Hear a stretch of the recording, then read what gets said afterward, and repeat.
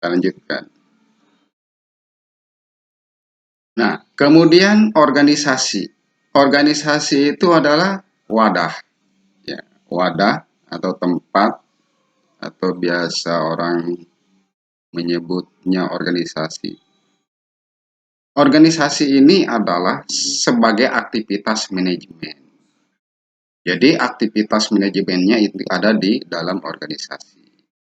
Nah, dengan kata lain, aktivitas manajerial atau aktivitas manajemen hanya ditemukan dalam suatu wadah, sebuah organisasi. Baik organisasi bisnis, kemudian sekolah. Nah, Bapak akan ambil contoh sebuah organisasi sekolah. Contoh, organisasinya adalah SMPN 1 kilogram. Ya, di sana ada manajemen, ada kegiatan manajemen. Ya, tentunya secara struktur organisasi, ya, manajemen yang ada di SMPN 1 kilogram itu terdiri dari 3 bagian. Yang pertama yang disebut dengan top management. Top management ini dipimpin oleh seorang kepala sekolah. Jadi ini top, manajemen tinggi, yang paling tinggi, maka disebutlah kepala sekolah. Kemudian yang kedua ada middle management. Jadi pengelolaan manajemen menengah. Tentunya siapa di sana? Manajemen, jajaran manajemen menengah ini adalah para pembantu kepala sekolah yang terdiri dari wakil kepala sekolah. Kita tahu bahwa wakil kepala sekolah di SMP kita ini ada wakil kepala sekolah bidang kurikulum, kemudian wakil kepala sekolah bidang kesiswaan, selanjutnya ada wakil kepala sekolah sarana dan prasarana, kemudian ada wakil kepala sekolah hubungan masyarakat atau humas. Nah, ini yang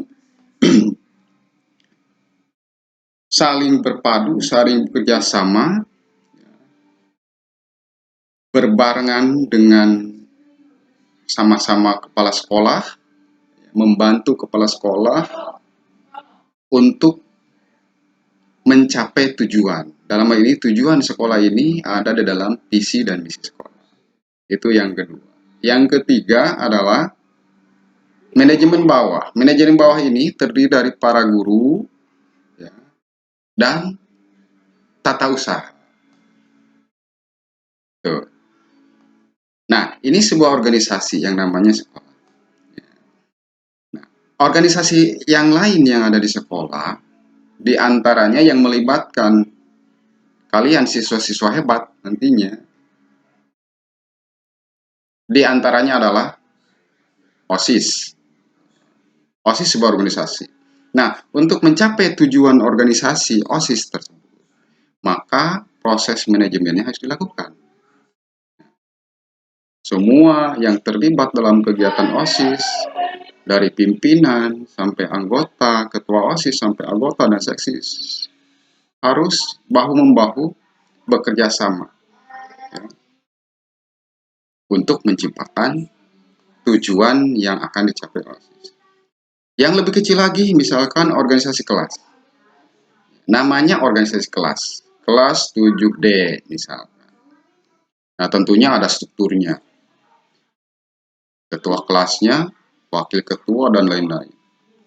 Nah, ini harus bekerja sama. Bagaimana menciptakan kelas yang asri?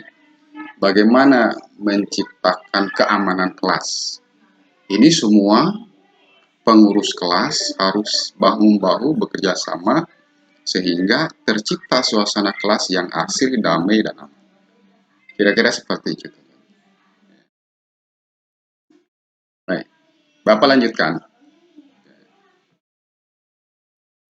Nah, apa unsur-unsur manajemen? Unsur manajemen. Unsur manajemen itu terdiri dari yang pertama manusia atau men. Ini modal dasar. Manusia ini modal dasar. Ya,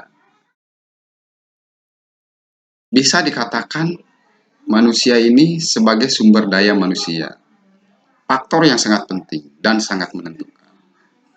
Ya, karena apa? Manusialah dalam suatu organisasi, di sekolah, OSIS, di kelas, merekalah yang merancang, yang merencanakan, menetapkan tujuan yang akan dicapai. Itu manusia, sangat penting. Yang kedua, material. Tadi manusia sebagai unsur utama yang sangat penting. Tapi tidak kalah penting material juga. Karena dalam proses pelaksanaan kegiatan, manusia menggunakan bahan-bahan material. Ya. Bagaimana organisasi sekolah SMP bisa berjalan kalau tidak ada bahan-bahan material.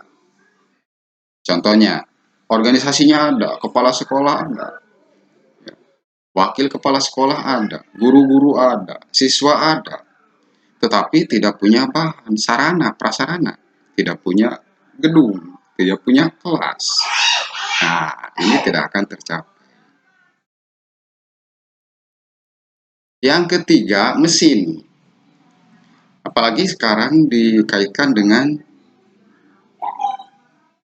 zaman kemajuan teknologi. Bahkan manusia bukan sebagai pembantu mesin lagi. Sebaliknya, mesin telah berubah kedudukannya menjadi pembantu manusia. Contoh kecil, kita sekarang daring melakukan pembelajaran dan pelajaran PLS, ya salah satu mesinnya digunakan adalah perangkat komputer. Ini beda dengan zaman dulu sebelum mesin berteknologi. Sekarang mesin telah berubah kedudukan menjadi pembantu manusia. Sekolah akan kesulitan di zaman pandemi ini ketika tidak menggunakan mesin. Antaranya laptop, HP, segala macam. Oke, lanjutkan. Yang keempat, metode. Kenapa metode digunakan? Metode itu cara. Cara bagaimana seorang merancang sesuatu dengan menggunakan metode-metode dengan cara-cara sehingga hasilnya tepat. Maka di sini ada istilah berhasil guna. Nah, ini sebagai alternatif metode cara untuk menjalankan pekerjaan. Semata-mata semuanya dilakukan untuk mencapai tujuan dari organisasi. Maka manajemen dilakukan.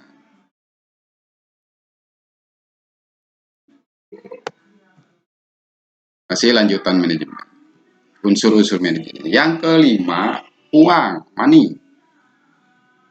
Nah, uang juga sebagai sarana manajemen. Harus digunakan sedemikian rupa agar tujuan yang diinginkan bisa tercapai. Tanpa uang, kegiatan tidak akan sukses. Ya.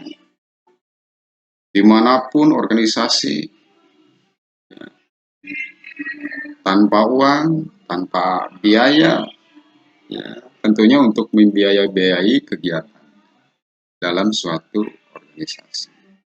Ya, di kelas misalkan, ketika kalian mau membuat pengurus kelas, ya, setidaknya menggunakan sedikit uang.